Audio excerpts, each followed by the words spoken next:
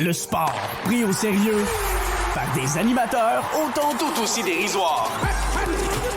Avec Emilio Constanza. I'm a fun guy. Félix Forget. As there's a drive in a deep left field by Castellanos, it will be a home run. Et Pierre-Olivier Poulain. This man was a bona fide scrub. He can't play. La triple menace. La triple menace, édition du 19 janvier 2025. Bienvenue tout le monde à l'émission pour, comme on dit, un 19 janvier qui a été extrêmement épicé dans la NFL, ce qu'on a hâte de vous en jaser. Juste avant, la triple menace, bien sûr, toujours présentée par Félix Forget, Pierre-Olivier Poulain et moi-même, Emilio Constanza, à l'animation pour jaser de football, de sport et tout ce qui nous passe par la tête. Les gars, en fin de semaine, c'était les rondes de division dans les séries éliminatoires de la NFL. Alors, c'est là qu'on commence à voir là, des matchs qui sont plus serrés. Des matchs où on se dit, OK, peut-être que là, c'est le véritable test. Tu sais, c'est les équipes qui ont eu une semaine de congé la semaine dernière qu'on voyait en action cette semaine pour la première fois. On a eu quelques-uns de ces matchs-là, puis je pense que je me mouille pas trop ici en disant que ça a été une fin de semaine quasi parfaite en matière de football, de produits qu'on a eu et en matière de rebondissement. Juste d'emblée, avant qu'on plonge dans les matchs, comment avez-vous trouvé cette fin de semaine de football? Ben, écoute, je pense que, comme tu dis, Mio, on a eu tous les ingrédients qu'on pouvait avoir. On a eu des matchs serrés, on a eu des upsets, on a eu de la controverse pour à peu près tous les matchs. Pour vrai, 4 matchs sans vraiment reproche pour le côté spectacle. Mes sympathies à Mark Andrews. Brother, supprime tes réseaux sociaux. Si c'est pas déjà fait au moment qu'on enregistre, brother, fais ça tout de suite. Et écoute, je lançais l'intro de l'émission puis je me retenais de rire parce que je vous jure, OK? Il y a 5 heures avant le match, les Ravens sur le média, sur Twitter, ils marquaient « A little snow doesn't bother Mark Andrews » en le taguant. Oh, man. Oh non. Oh, man. Oh, quelle grave Talk erreur. about old take expose, là, pour vrai. Là. Comme quoi, l'Internet est une place qui existe. Oh, oui. Puis écoute, moi, comment j'ai vécu ça? Écoute, ben, évidemment, on va en reparler tantôt. Malheureusement, les Rams, honnêtement, ça a été tout un match. Le match entre les Rams et les Eagles, c'est comme les 4 matchs et tout. Mais moi, écoute, c'est pas la première année que j'arrive à ce constat-là. Puis je pense que c'est Puis je pense que c'est ce que je pense. Pour vrai, là, ça fait comme quelques années que j'ai comme cette théorie-là. Moi, je pense que cette fin de semaine-là, des matchs de division, ben, honnêtement, c'est peut-être la meilleure fin de semaine de football de toute la saison. Parce que, tu sais, oui, les championnats de conférence, c'est cool, puis le Super Bowl, c'est cool, mais il y a quelque chose avec ces matchs-là, parce que t'en as quand même encore beaucoup, t'en as 4, puis c'est vraiment rare que t'as une dégelée dans ces matchs-là. T'sais, on l'a vu cette semaine, là, le match qui a été la plus grosse dégelée, entre guillemets, ça a été Washington-Détroit, genre, ou Kansas City-Houston. Ça s'est joué à la fin, ces 2 matchs-là aussi. Là, ça s'est joué quatrième quart. Puis, j'adore cette fin de semaine-là. C'est tout le temps des bons matchs. T'as tout le temps des. Puis, c'est des grosses équipes. Fait que t'as des bons joueurs partout. Puis, non, j'adore cette fin de semaine-là. Puis, ça te donne. Là, tu commences à avoir vraiment un bon portrait de. OK, là, il en reste 4. Là, c'est le Super Bowl. Ça va être les Chiefs. Ça va être les Bills. Ça va être les Eagles ou les Commanders. Puis avant ça, juste 2 secondes, là, qui aurait pu dire avant le début de la saison que dans ce top 4-là, et ils ont une vraie chance de gagner, je pense, la semaine prochaine, là, qui aurait pu dire que dans ce top 4-là, il y aurait les Commanders de Washington? Moi, je me souviens quand ils ont embauché Dan Quinn, ma première réaction, ça a été vraiment pas sûr. Puis sérieusement, bravo Commanders. Moi, c'est ce que je retiens de cette fin de semaine-là. Bravo les Commanders. Parce que, tu sais, oui, Kansas City qui gagne, Buffalo qui gagne, puis Philadelphie qui gagne, on s'attendait peut-être pas. Buffalo, c'était un petit peu plus serré, mais les trois, la logique a été respectée. Washington, là, wow. Juste wow. Bravo Jalen Daniels, bravo à cette équipe-là qui était pas aussi talentueuse que les Lions, mais ça n'a pas été un problème partout samedi soir, en tout cas. Définitivement. Puis plongeons directement dans ces matchs. Pourquoi pas avec le dernier de cette fin de semaine. on les a mentionnés. Les Bills qui recevaient la visite des Ravens de Baltimore à Buffalo. Un match qui s'est donné aussi dans la neige. Bon, pas autant que du côté de Philadelphie, mais quand même un match enneigé à Buffalo. Tu sais déjà que c'est l'environnement dans lequel les Bills ils voulaient se retrouver à quelques jours du Super Bowl dans ces matchs hivernaux. Honnêtement, par où commencer? Je veux dire, de A à Z, ça a été un gros match. Je veux dire, les Bills ont été... Eux autres, ils ont cogné en premier. Les Ravens, ça a pris un petit peu de temps avant d'embarquer officiellement dans le match, bien que ils aient marqué en premier, mais au-delà de ça, les Bills de Buffalo, eux aussi, ils ont répliqué quand même pas pire.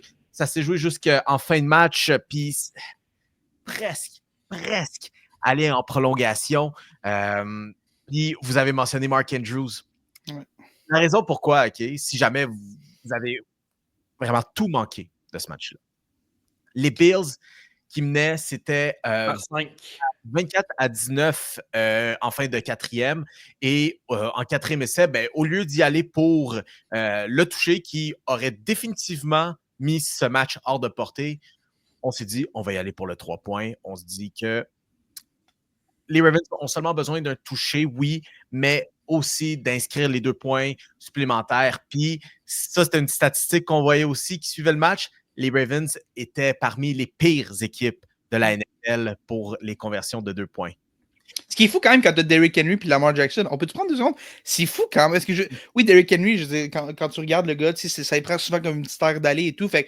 Mais ça reste quand même un gros bonhomme. Puis tu as besoin d'une verge. Derrick Henry, c'est pas difficile de demander vraiment mieux. Puis Lamar Jackson, là, c'est difficile de demander mieux que ces gars-là. Puis tu es aussi mauvais que ça.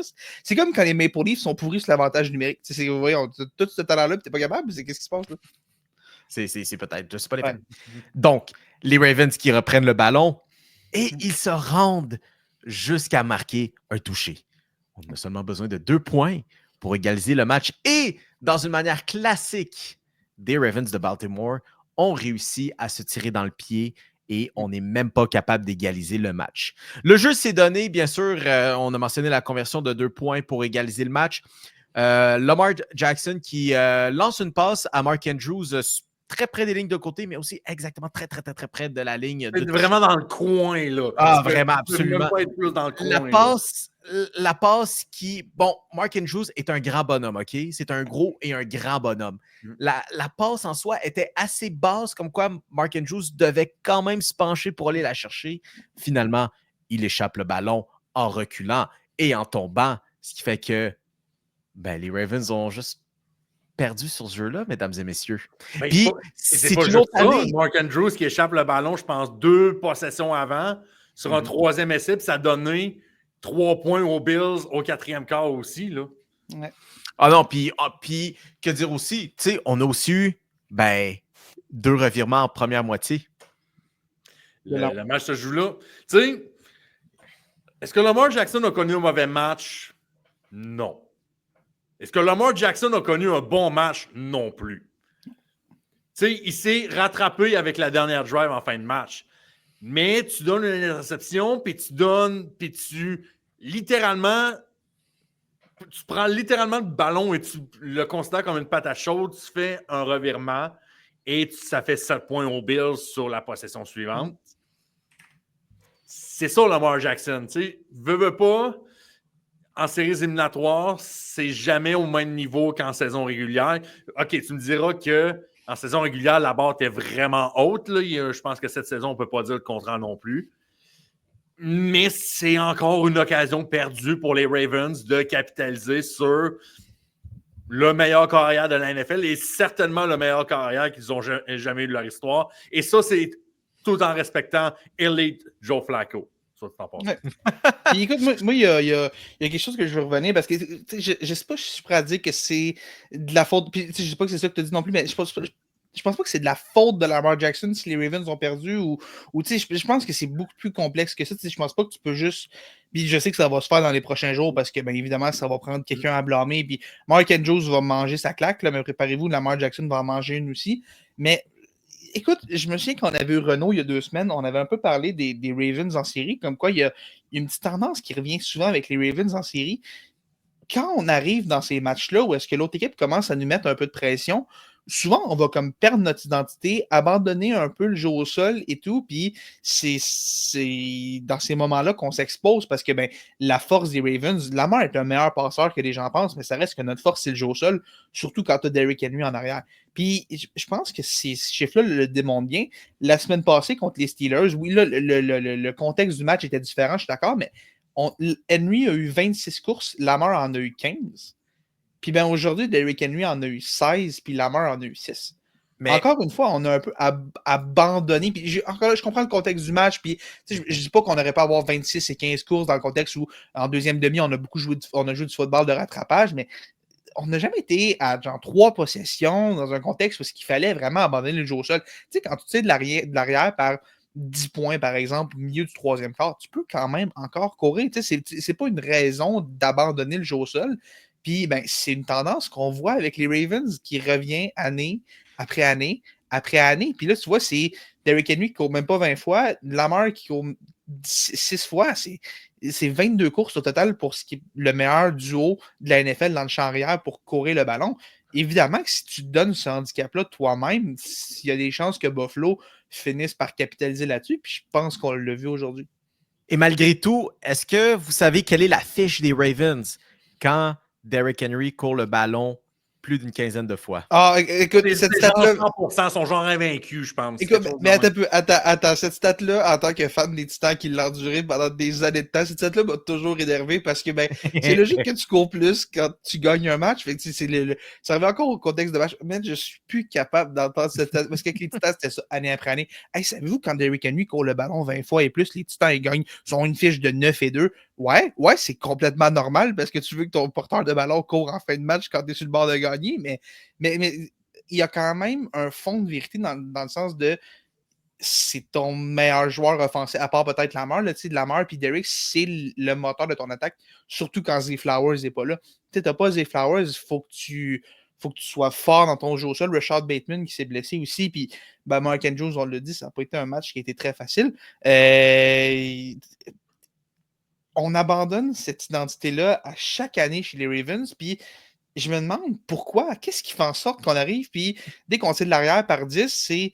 Est-ce que c'est parce qu'on se dit, Lamar n'a pas 1000 passes dans le bras, fait qu'on veut essayer de tout de suite les amener pour revenir dans le match, puis ramener notre jeu au sol, mais quand tu perds par 10, tu peux encore courir. C'est ça que je comprends pas. Derrick Henry au troisième quart, là, si c'était pas un ou deux plaqués bien réussis, ça aurait pu être 2 courses faciles au troisième quart qui auraient pu être des touchés, là. Ouais, complètement. Puis les chiffres parlent tout le temps, puis les commentateurs américains le disent aussi.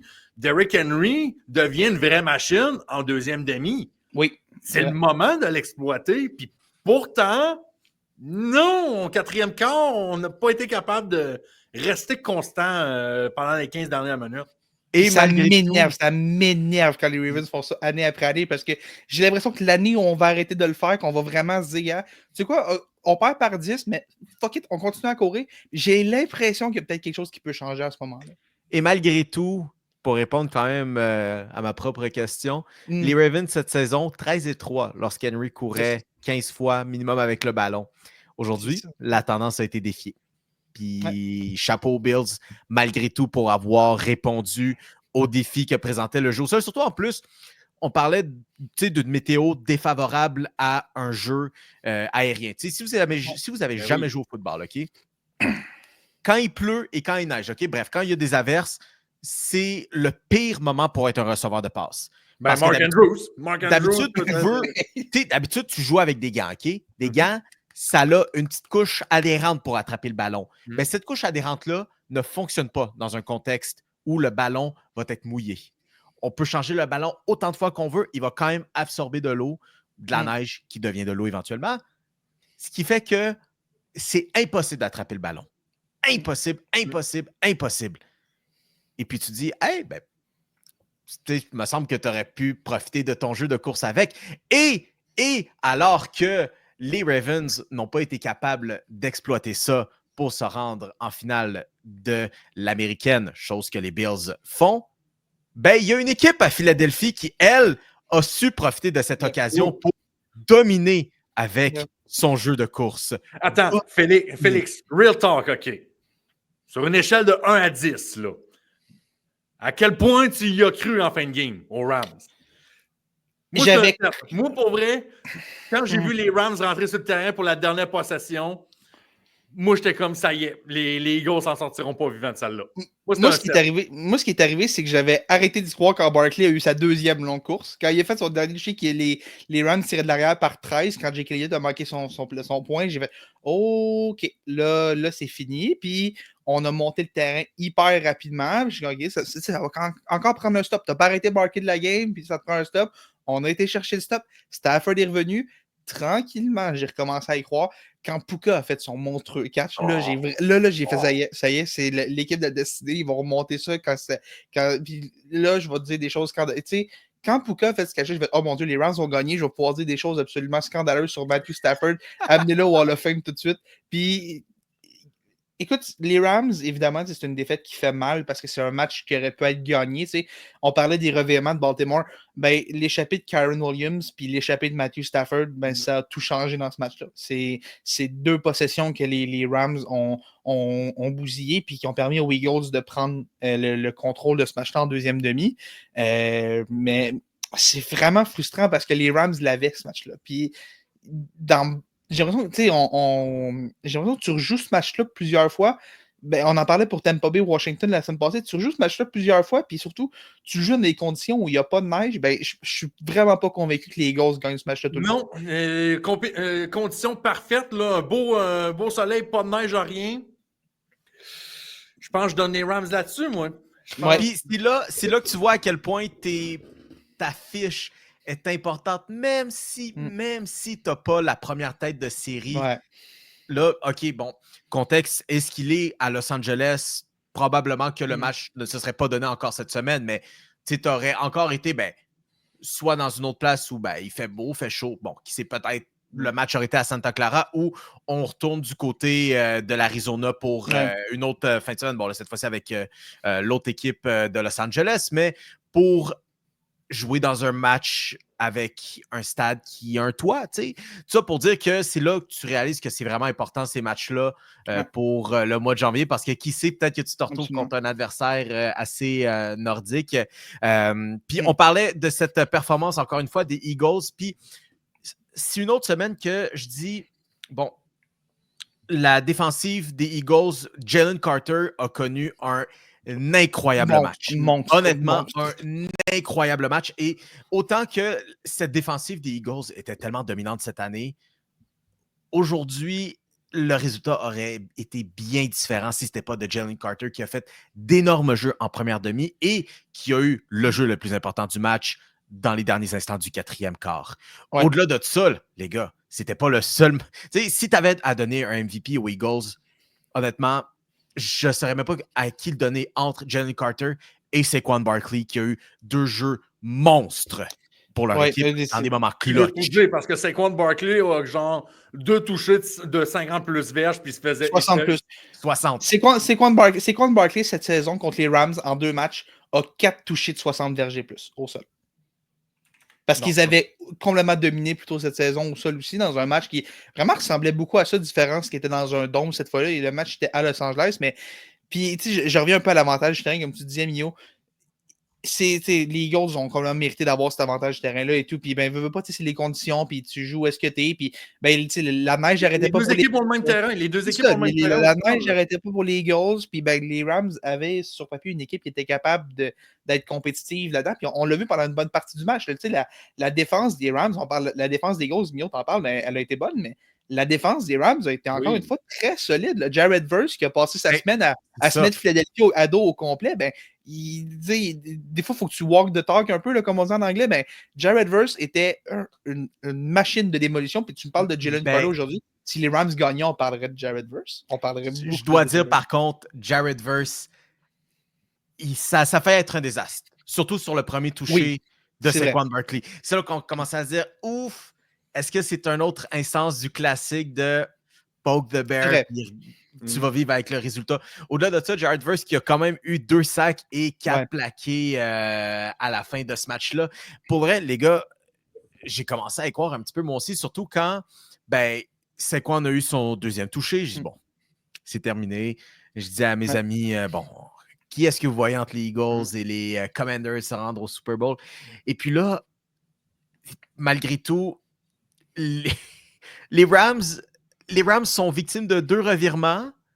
Et malgré tout, dans un 2-minute drill, Matthew Stafford qui lance une bombe de 60 verges de l'autre bord du terrain, puis tu fais... Puis pour ceux qui n'ont pas vu la game de cet après-midi, mais qui ont vu le match des Bills, vous pensez qu'il y avait de la neige à Buffalo en soir? My God! Philadelphie, c'était insane. Le nombre de revirements, là, je disais justement, le ballon, il adhère pas.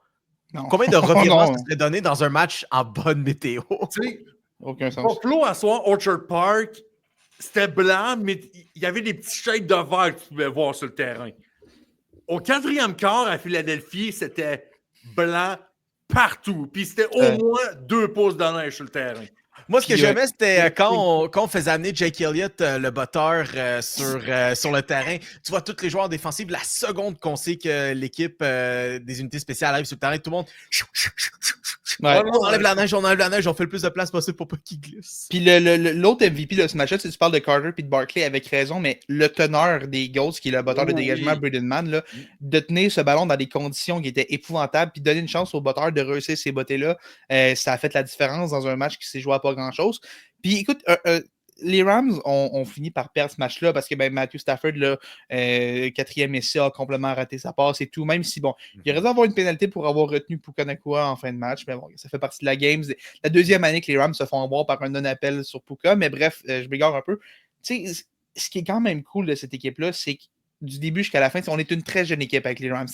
La défense, la ligne défensive au complet, 1re, 2e année, puis on a beaucoup de recrues à plusieurs positions. Tu vois, on a Matthew Stafford, Cooper Kupp, puis ces gars-là, c'est des vétérans, mais c'est quand même une équipe très jeune. Puka, c'est jeune, Kyron, c'est jeune, puis je ne les nommerai pas toutes, là, mais la ligne offensive, il y a énormément de jeunes joueurs dans cette équipe-là. La défensive, Félix. La défensive est très jeune. Puis, mais tu sais quoi, on était 1-4 cette saison chez les Rams, en train de se dire... OK, peut-être que là, il faut commencer à penser au premier choix. Les rumeurs de transaction pour Cooper Kupp commençaient à circuler. Puis, ce que les Rams ont fait à ce moment-là, ils ont continué de se battre. Puis, j'avais cru en eux parce que pour la 2e année, je me suis dit que cette équipe-là est beaucoup trop bonne pour être dans 2-4 ou 1-4. Puis, on a recommencé à gagner des matchs. Puis, on s'est ramassé à accueillir un match de série à domicile en gagnant cette division-là. Ça a été une énorme fin de saison pour les Rams. On est allé battre les Vikings, puis même contre Philadelphie, même quand tout semblait fait, là, quand Barkley a marqué son 2e touché, ils ont continué de se battre. Puis moi, c'est ce que je retiens de cette saison-là des Rams, une très jeune équipe comme ça qui est aussi combative. C'est vraiment impressionnant. Puis je pense qu'on a... Tu sais, c'est sûr qu'il va y avoir la question de Matthew Stafford de combien de temps encore. Est-ce que Cooper Kupp a joué son dernier snap avec les Rams? Tu sais, il y a des questions encore qu'il va falloir régler pour l'avenir de cette équipe-là. Mais pour moi, de voir ce jeune noyau-là avoir été aussi combatif tout au long de l'année, aussi persévérant, pour moi, c'est un signe qu'il y a des bonnes choses sur lesquelles tu peux bâtir. Ta défense est peut-être réglée pour les 5-6 prochaines années. Il va falloir payer du monde éventuellement, puis un petit peu de renfort, surtout au poste de secondaire, ça ferait vraiment pas de tort. Mais tu regardes ça, puis tu dis là, la question, c'est est-ce que tu as peut-être plus besoin d'aller chercher de l'attaque, mais surtout, ce qu'il faut que tu retiennes, c'est que tu as une bonne base. Puis je pense que dans ces circonstances-là, oui, la défaite d'aujourd'hui fait vraiment mal pour les Rams, surtout qu'il y avait un chemin avec les Commanders qui ont gagné, les Lions qui n'étaient plus là. Il y avait un chemin pour qu'ils se rendent jusqu'au Super Bowl. Ça fait mal de perdre un match qu'on aurait pu gagner, mais dans l'ensemble, j'ai envie de dire que c'est quand même une saison qui est satisfaisante pour les Rams. Parce que, considérant qu'on était 1-4, qu'on s'est rendu en série, qu'on a gagné un match de série, puis qu'on a cette jeune défense-là, cette jeune équipe-là au complet, pour moi, c'est tout un travail de Sean McVay encore. Puis s'il y a du positif, un peu comme l'année passée, mais là, ça va finir par prendre le prochain step maintenant pour les Rams. C'est ce qu'il faut aller chercher, puis est-ce que Stafford va être là? Cette division-là va être ouverte pour encore... dans les 2-3 prochaines années, pour moi, c'est la division des Rams pour les 2-3 prochaines années. Là. Je veux dire... Dépendamment comment que les 49ers vont rester indemnes physiquement, mais pour moi, cette division-là va être les Rams pour les 2-3 prochaines années facile. C'est l'équipe de cette division-là qui a le meilleur jeune noyau. Je suis d'accord avec toi. Par contre, on parlait de Matthew Stafford juste après le match. il dit qu'il y a encore du football en lui, mais qu'il allait quand même prendre du temps pour penser à son Mais futur, ouais. écoute, ma théorie sur... Parce que l'année passée, on a vu un petit peu le même film avec Matthew Stafford qui finalement est resté. Écoute, ce que je comprends de cette situation-là, puis je pense que c'est ce qu'on va avoir au final. Je pense qu'on va régler la situation salariale de Stafford, qui a un contrat de 2025-2026. Je pense qu'on va comme tout déplacer son argent garanti en 2025. Puis je serais vraiment pas étonné que l'année prochaine, ce soit sa fameuse last dance, là, sa dernière danse. Je pense que ça pourrait être la dernière année de Matthew Stafford l'an prochain. Mais je pense qu'on va le revoir l'an prochain. Sauf que si c'est Matthew Stafford te dit, gars, il y a des bonnes chances sur la dernière année, si t'es les Rams, si t'as de l'argent à dépenser, va lui chercher des ressources. Puis rendu là, garde Cooper Kupp pour un an. Là, je veux dire, on s'arrangera pour le reste, là, mais faut que tu y ailles all-in parce que Matthew Stafford, il sera pas là pour 20 ans encore. Tu n'as pas vraiment de plan de succession pour le moment. Puis, ça date, c'est Jimmy Garoppolo, ton deuxième. Puis, c'est certainement pas Stetson Bennett qui est ton QB d'avenir. Fait que tu n'as pas vraiment de plan de succession si t'es les Rams. Puis, il faut que tu sois all-in pour maximiser cette dernière année-là. Et peut-être trouver un carrière d'avenir aussi quand tu auras 2 minutes. Là, mais... Parce que quand même, Matthew Stafford, je regarde juste statistiquement parlant. Pour moi, ce gars-là a encore 2-3 ans de football. Matthew Stafford a eu une game monstrueuse dans la neige où il s'est fait détruire les côtes au premier quart. Il a lancé, je pense que c'est pour 313 verges puis 2 touchés sans lancer d'interception. Oui, il y a le revirement, là, mais écoute, on va mettre ça sur le dos de la neige, le ballon était glissant. Là. Que Matthew Stafford ait connu ce match-là, moi, oui, le Jalen Daniels, puis les Rams ont perdu, mais pour moi, j'ai presque envie de dire que ça me confirme que j'avais raison quand je disais que Matthew Stafford était pour moi le meilleur carrière de la NFC dans ces séries-là. Oui. Je pense qu'on l'a vu aujourd'hui que ce gars-là te donne une chance de gagner tout le temps. Il ne va pas tout le temps gagner le match, mais il donne une chance tout le temps. Puis je pense que c'est pour ça que les Rams, s'ils ont une dernière année avec lui, il faut que tu ailles vraiment all-in parce que t'as encore un QB qui a du bon football dans le bras. Ce qui fait que quand même, à la conclusion de ce match, c'est les Eagles qui vont reprendre le chemin de la finale de la nationale, qui vont rencontrer les Boys, leurs rivaux de division en les Commanders de Washington, qui ont causé de loin la plus grosse surprise. Mio, je ne veux pas t'interrompre. Recommence cette phrase-là. Juste pour dire qu'en 2025, on prononce vraiment cette phrase-là. Alors, dans In the Big 25, les Commanders de Washington, si jamais vous avez été dans un coma pendant les 10 derniers mois, vous ne vous trompez pas, les Commanders de Washington disputeront un match qui mène à une participation au Super Bowl. Ils sont en finale de conférence de la nationale. Absurde. Une victoire d'un Super Bowl avec, soit dit en passant, un corps arrière recru. Qui vient de gagner 2 matchs sur la route. À Tampa Bay puis à Détroit, qui était considéré par plusieurs comme la meilleure équipe de la NFL. Moi, sérieusement, ce match-là, je l'ai écouté. J'ai écouté chaque snap de ce match-là. OK, les boys, puis je veux savoir si vous avez un peu cette même impression que moi, là. Surtout au deuxième quart, mais dans l'ensemble du match, là, il y a comme un moment donné où j'avais l'impression de ce que je regardais était complètement faux. Puis j'ai comme. À un moment donné, il y avait des points qui se marquaient. Puis je suis comme, OK, wow! On peut tout prendre 2 secondes, là. J'ai vu Teddy Bridgewater. Le gars était coach de football au niveau secondaire il y a 1 mois et demi. J'ai vu ce gars-là prendre des snaps et cette séquence-là qui a duré 3 jeux, ça s'est terminé en un touché des Lions. What the fuck? Je regardais le match aussi, puis je suis comme, hey, pour vrai, c'est cute. Les Commanders mettent des points.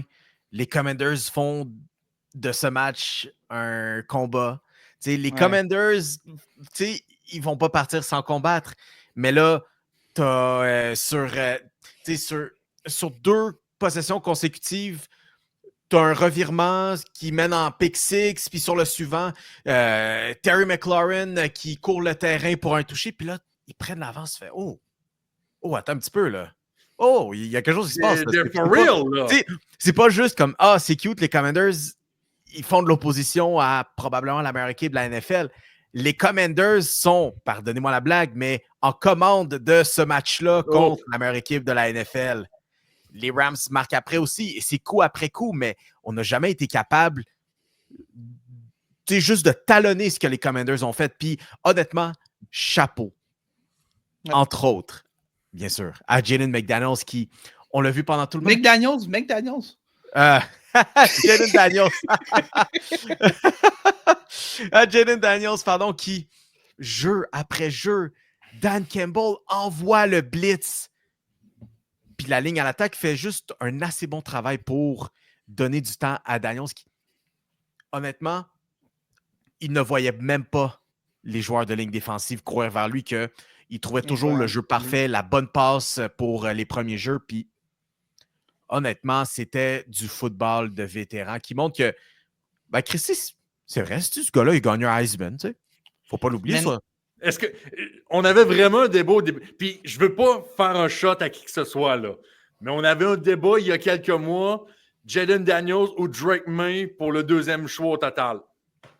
Puis j'apprécie beaucoup Drake May.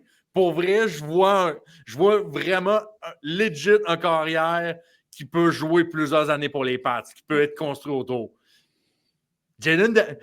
Drake May s'en va avec les Commanders. Là, c'est le multiverse qui commence à être infini. Ça va être incroyable. Ouais. C'est super intéressant. Puis écoute, moi, je regardais ce match-là, puis la seule chose que j'étais en train de me demander, c'est est-ce que les Bears sont en train de regarder ce que je vois? Parce que les Bears qui ont un poste d'entraîneur-chef à combler, Cliff Kingsbury, le coordinateur offensif des Commanders, ce gars-là a fait un travail monstrueux. Puis, oui, aussi, il a coaché Caleb Williams au niveau collégial. Tu sais, juste pour rajouter un petit peu d'huile sur le feu, là. Tu sais, les Bears, je pense, sont rendus après 27 entrevues pour un coach. Oh my God. Ceux qui les suivent sur les réseaux sociaux, c'est à tous les jours qu'il y en a. Je pense qu'il y en a non. 3 par jour, ça n'a aucun sens. Citer les Bears, comment tu regardes ça, puis tu dis, gars, Cliff Kingsbury, comment c'est pas mon homme? Le gars est tout désigné pour être. Il est juste là. Félix, time out. Tu dis les gens qui suivent les Bears sur les réseaux sociaux. Facebook. Marc. On va s'appeler de même Marc, là, parce que clairement, tu as décidé de te redessiner puis de te rapprocher de la génération Z avec whatever ce que c'est que tu as sur la tête et tes petites chaînes, là, et tes chandails Uniqlo. Pourquoi est-ce que tout au long de la semaine, je reçois des publications de recommandations sur mon fil Facebook des Bears de Chicago qui, soit dit en passant, je ne suis pas sur Facebook, je ne les suis pas, je ne suis pas abonné au compte des Bears de Chicago et j'ai reçu des publications dans mon fil de on a parlé whatever Cliff Kingsbury, on a parlé Arthur Smith qui a été interviewé par l'équipe aussi. Tout le monde y est passé. Je les ai toutes vues. D'ailleurs, dimanche prochain, je vous dis, je pourrais pas enregistrer le podcast. Les Bears m'ont pour une entrevue pour leur poste de coach. Ils veulent me parler un peu. Là. Les boys, je suis en train de scroller le Twitter des Bears de Chicago. J'ai la liste complète en ce moment. Ça n'a pas de bon sens. Garde-toi. OK. Mike Vrabel, Drew Petzing, Anthony Weaver, Pete Carroll, Mike Kafka, on est rendu à 5, là. Ben Johnson, Aaron Glenn, Ron Rivera, LOL, Thomas Brown, David Shaw, Arthur Smith, Mike McCarthy, Tom Monken, Joe Brady, Brian Flores, Adam Stanovich, Eddie George, fin de la liste. Pour vrai, après 10, j'ai arrêté de compter, mais je pense qu'on est genre rendu à 15-16. Non, 17, j'ai compté 17. 17 dans les 10 derniers jours. Aucun sens. Tout ça, puis j'espère qu'hier, ils ont regardé, puis ils ont fait, hey gars, tu écoutes toutes ces entrevues-là, Chris Mosso au vidange, je veux Cliff Kingsbury dans mon bureau demain matin. Puis Kingsbury a dit qu'il ne passerait pas d'entrevue avant la fin de la saison des Commanders. Fait que je ne sais pas si on va vouloir engager quelqu'un avant ça, ou si c'est pour ne pas perdre un autre candidat qui décide de ne pas venir ou quoi que ce soit, mais ce gars-là est tellement le candidat tout désigné. Puis on parle beaucoup des Commanders, je vais aussi parler un peu des Lions. Ça fait quelques années qu'on entend quand même la phrase comme quoi, tu sais, l'échange Matthew Stafford pour Jared Goff, puis plusieurs choix, comme quoi ça a été un échange gagnant-gagnant. Parce que les Rams ont eu leur Super Bowl, puis les Lions ont eu une tonne de joueurs qui sont des morceaux importants. Tu sais, on a eu Jared Goff, on a eu Jahmyr Gibbs qui a été incroyable hier, on a Jameson Williams qui a lancé une interception hier parce que Ben Johnson aime quand ses joueurs lancent le ballon pour quelconque raison, et Sam Laporta qui a attrapé un toucher assez spectaculaire hier. Mais moi, il y a quelque chose, on parle souvent comme quoi c'est une transaction gagnant-gagnant. hier, là, on a compris exactement pourquoi les Rams ont échangé Jared Goff. Parce que ce match-là, cette défaite-là, les Lions, puis c'est pas juste de la faute à Jared Goff, mais c'est beaucoup de la faute à Jared Goff quand même, parce que ça a été plusieurs revirements. Ça a été 3 interceptions totales pour Jared Goff dans un match où on le sentait. La défense des Commanders, c'est pas une défense qui est particulièrement élite ou quoi que ce soit. La secondaire, tertiaire, c'est une passoire. Là. C'est vraiment pas une défense qui est supposée être extrêmement menaçante. Puis pourtant, Jared Goff était complètement pas là. Puis l'autre match, en fait, il y a eu 2 matchs comme ça cette saison. L'autre match, c'était contre les Texans qui amenaient une tonne de pression, qui était pas capable de la gérer et tout. Puis ça a toujours été un petit problème qu'on a remarqué chez Jared Goff, qui est pas capable de gérer très bien la pression. Hier, les Commanders ont même pas tant blitzé que ça. On l'a même pas tant mis dans une position où est-ce qu'il fallait qu'ils se débarrassent du ballon rapidement. Mais on a vu pourquoi les Rams l'ont échangé. Donc, je comprends pourquoi les gens disent que c'est gagnant-gagnant cet échange-là, mais les Lions, oui, ont eu un bon carrière en Jared Goff, mais ils n'ont pas eu un carrière que tu dis. Hier, là, est-ce que Matthew Stafford gagne ce match-là s'il est le carrière des Lions? Puis je comprends que c'est pas aussi simple que ça, parce qu'on n'aurait pas Gibbs, on n'aurait pas Williams. C'est très, très, très hypothétique. Mais mettons, atout pour atout. C'est ça. Imagine que Matthew Stafford est dans ce match. Puis imagine aussi, expérience de passé, là, imagine que Jared Goff est carrière des Rams aujourd'hui. Est-ce que les Lions gagnent ce match-là? Puis est-ce que les Rams ont seulement une chance de gagner comme Matthew Stafford leur en a donné une aujourd'hui? Moi, je m'excuse, mais je pense que la réponse à ces 2 questions-là, c'est non. C'est certainement. Un commentaire que j'ai vu, c'est. Tu sais, Jared Goff avait l'air de ça juste avant qu'il se fasse échanger par les Rams. C'était de quoi de désastreux de même. Puis au final aussi, tu sais, oui, Jared Goff a eu un match assez pitoyable. Ça vaut ce que ça vaut, mais encore une fois, Dan Campbell perd par ce qui a fait son succès toute la saison.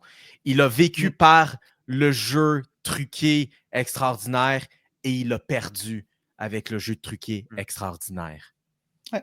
Ah, puis les Commanders ont été encore plus agressifs que lui, puis ils l'ont battu à son propre jeu aussi. À 4e essai, il allait systématiquement les Commanders, puis ça marchait. C'est fou. Puis, tu sais, Ben Johnson, le coordinateur offensif des Lions, a cette réputation-là d'être dans les jeux truqués et tout. Hier, il s'est fait brûler avec ça. Puis, c'est à se demander si les équipes qui le considèrent comme coach vont peut-être regarder ça et se dire c'est bizarre ce qui s'est passé là.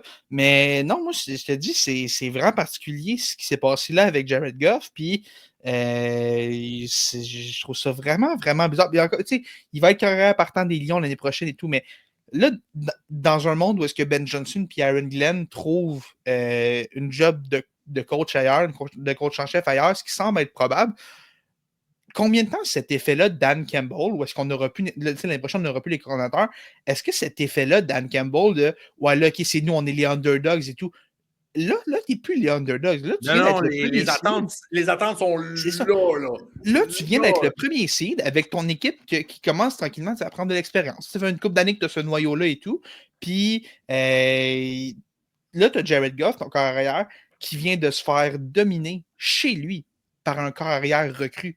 Est-ce que Dan Campbell, combien de temps ça peut durer cet effet-là? Puis, les Lions vont encore être bons l'an prochain, là, mais est-ce que cet effet-là de Dan Campbell va commencer à se résorber un petit peu, surtout si ses coordonnateurs descendent de calibre l'année prochaine? C'est ce que je me demande beaucoup pour les Lions en ce moment. C'est ma plus grosse pensée pour les Lions. La fameuse lune de miel, un peu.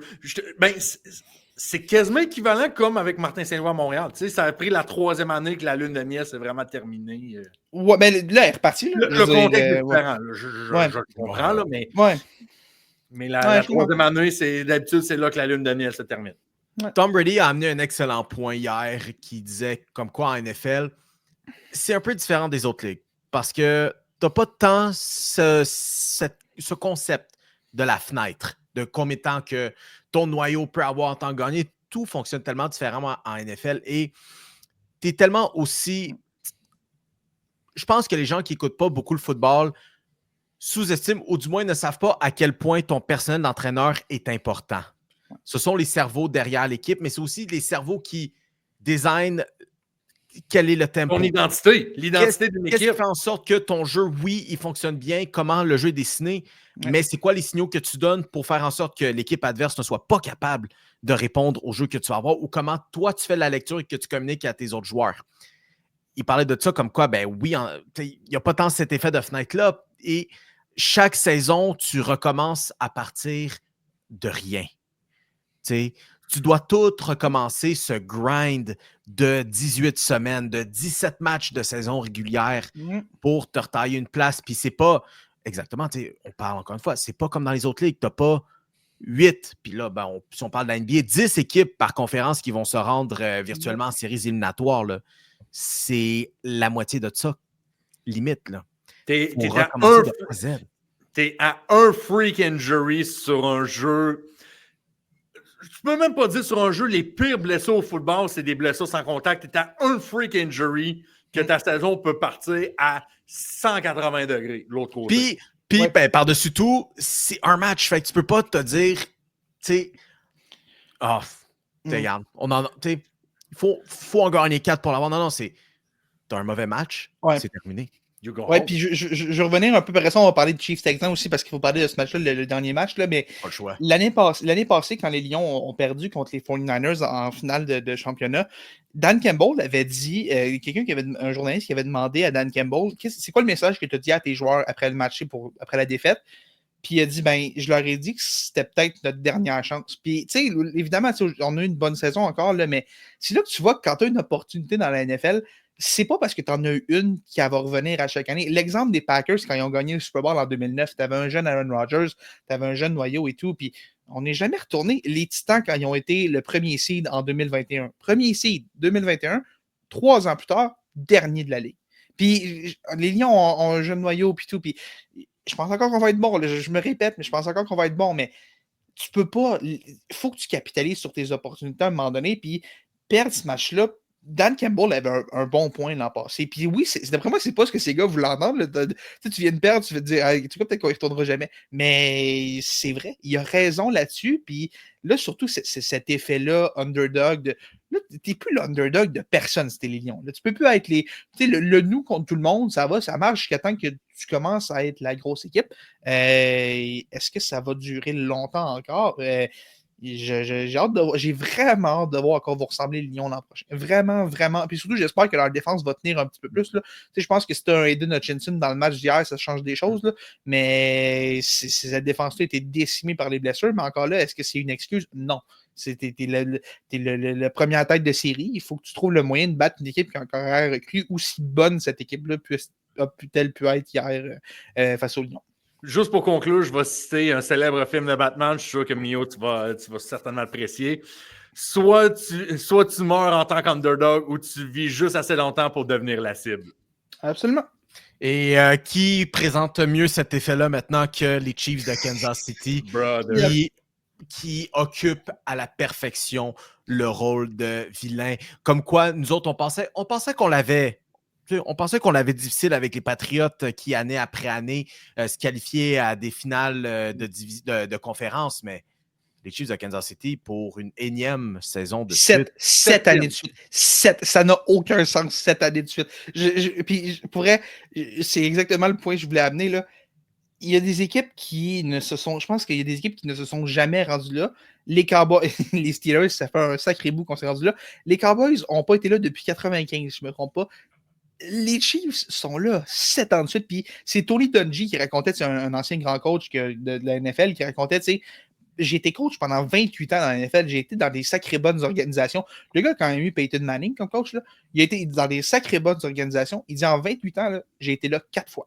Faire ça 7 années de suite, ce que les Chiefs font en ce moment, ça n'a pas de bon sens. Puis encore là, tu sais, évidemment, quand tu as Patrick Mahomes, tout est possible, mais puis oui, là, ça va reparler de l'arbitrage. C'est pas l'arbitrage qui a retourné le long botté au début. C'est pas l'arbitrage qui fait en sorte que l'équipe concrétise tout le temps au bon moment. C'est pas l'arbitrage. Tu sais, oui, c'est facile de dire l'arbitrage. Puis oui, c'est vrai que Patrick Mahomes va chercher des pénalités que d'autres carrières n'ont pas. Le voir un peu jouer la comédie, ses lignes de côté pour aller chercher des 15 verges. Honnêtement, c'est vrai que c'est pas agréable à regarder. Je suis d'accord, mais c'est pas une raison pour sous-estimer le succès que les Chiefs ont eu. Ça n'a aucun sens comment cette équipe est régulièrement bonne. C'est pour rien enlever, mais tu sais, en effet, ils vont faire les bons jeux. Ils vont progresser sur le terrain, ils vont arrêter ta défensive, ils t'amènent dans leur jeu, à leur tempo. Puis alors que, ben parfait, tu sais, t'as quand même un match serré, c'est là, quand ces pénalités-là arrivent, t'es comme tabarnak, on a une chance de les battre, on se retrouve quand même aussi juste de prendre le momentum un peu. Exact. Puis là, tout d'un coup, 15 verges, puis là, tu te dis, tabarnak. Puis tu sais, c'est une chose que, tu sais, des partisans rage-bait sur Twitter pour dire « les arbitres, puis tout ça, puis faire des memes, etc. » Mais c'est les joueurs maintenant! C'est pas juste les joueurs, c'est même les membres des médias. Michaels qui lâchait un gros command sur le terrain pour parler de... C'est Troy Aikman hier, mais oui, c'est... Troy Aikman, puis... Tu sais, J.J. Watt s'est exprimé sur Twitter. J'en ai vu d'autres aussi passer un peu. Puis, en même temps, c'est un peu aussi ce qu'on parle des Chiefs, ou du moins des adversaires des Chiefs.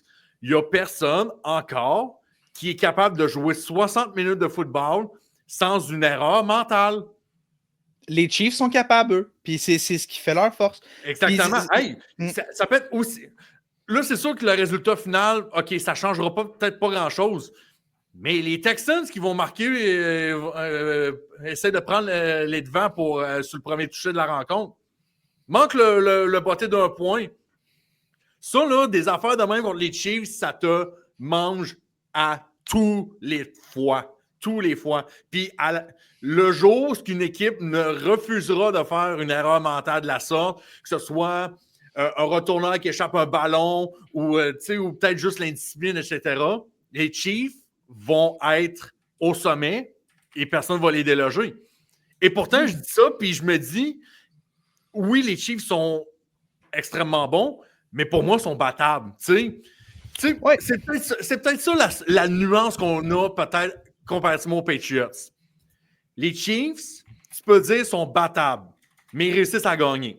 Les Pats, tu regardais ça, t'es genre, no fucking... Genre, c'était vraiment l'empire du mal. Tu avais l'impression que rien sur le terrain pouvait battre Prime Tom Brady, puis surtout en 2007.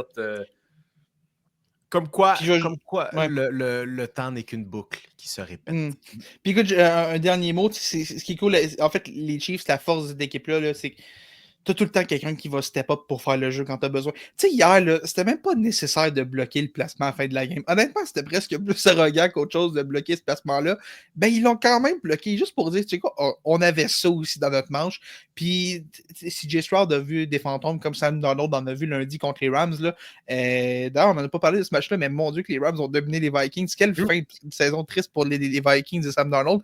Mais, tu sais, CJ Stroud, tu capoté, man. Il y avait une demi-seconde pour lancer le ballon. C'était dans le champ à Chris Jones, George Karlaftis, Charles Omenihu. Tout le monde était là. Ça blitzait tout le temps. Puis Steve Spagnuolo est un psychopathe qui a blitzé sur 5 jeux de suite à un moment donné. Ce gars-là est un psychopathe. Je l'adore. Puis c'est le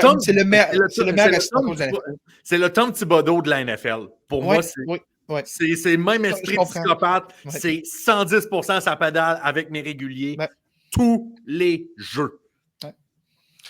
Alors, c'est dans la conclusion de cette fin de semaine d'activité dans la NFL que nous connaissons maintenant le carré d'as, les 4 dernières formations, les 2 derniers matchs avant le Super Bowl et maintenant que nous connaissons les affrontements.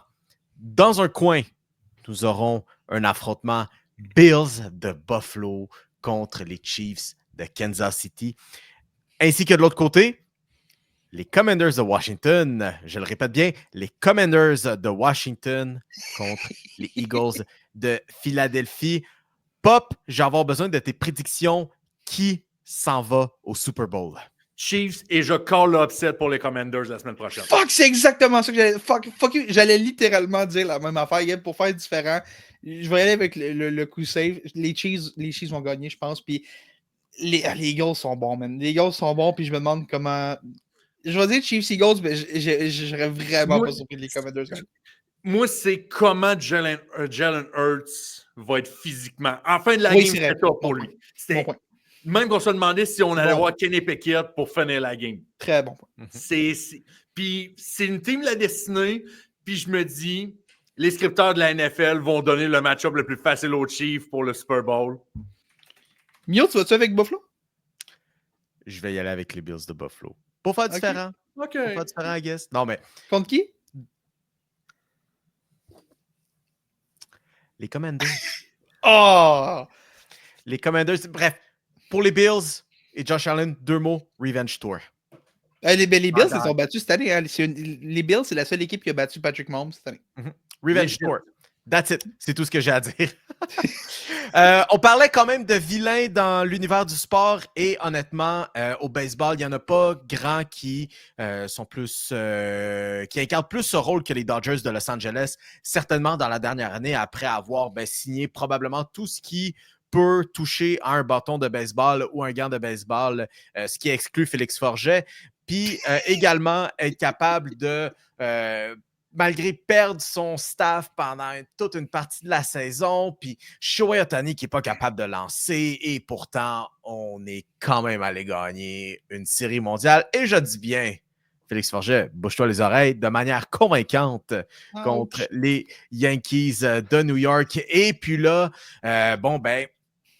on arrive dans cette entre-saison et c'est maintenant le temps d'aller signer des joueurs ou faire des échanges afin d'améliorer sa formation.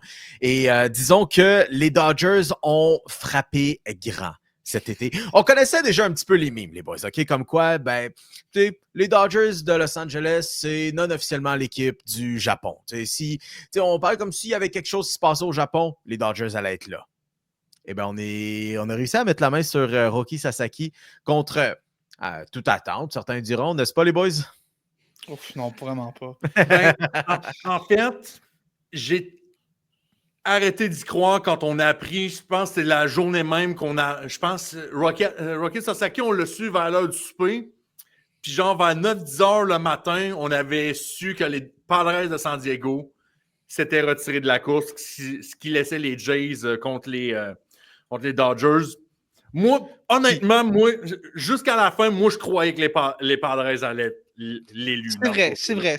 Puis Dieu sait que les Blue Jays sont toujours favoris quand on parle de deux équipes là, pour aller chercher un joueur. Dieu sait que les Jays sont toujours les favoris, n'est-ce pas? Mais gars, je vais rebondir un peu ces Jays parce que, écoute, je pensais parler des Dodgers, mais c'est super intéressant de parler des Jays là-dedans parce que, man, je pensais jamais dire ça parce que je suis un fan des Yankees, j'haïs les Jays je pense que si vous me connaissez, j'haïs les Jays à mourir, ok, mais je pense que quand Sasaki a signé avec les Dodgers, c'est la première fois de ma vie que j'ai ressenti un petit peu de pitié pour les Jays.